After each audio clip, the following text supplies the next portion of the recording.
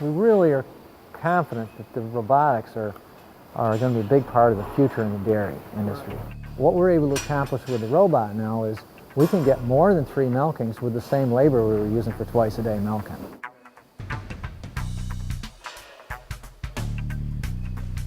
This dairy farm northeast of Albany, New York, has been taken over by robots.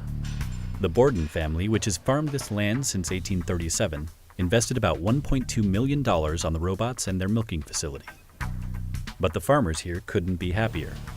First step here is it goes in, and there's a couple of rotating brushes that swing in, and it goes around and it cleans off the teats and cleans off the bottom of the udder. And then the lasers take over. There's 3 levels of lasers, and it's actually rescanning the udder and looking for the teats again. And the computer has a general idea of about where they are.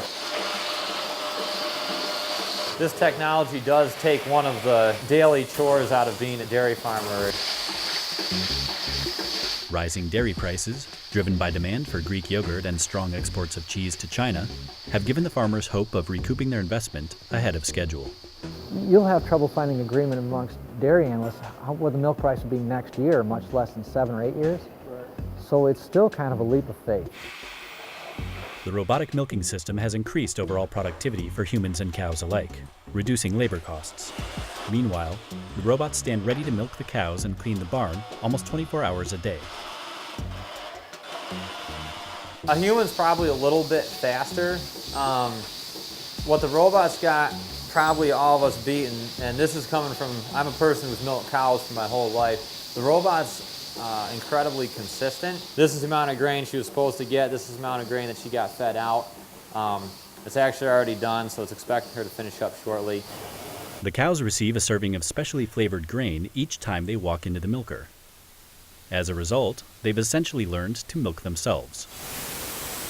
They pick the time when they want to go. She walks into the chute, the grainer is there in front of her, and it reads the transponder that's on her neck tag.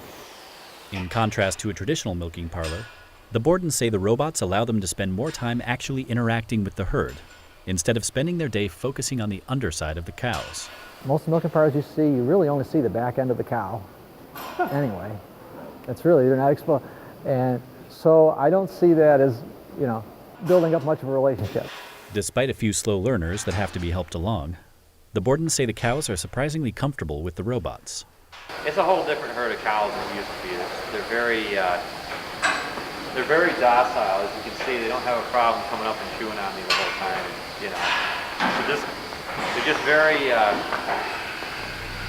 happy up here. So that happy cows make a happy farmer too.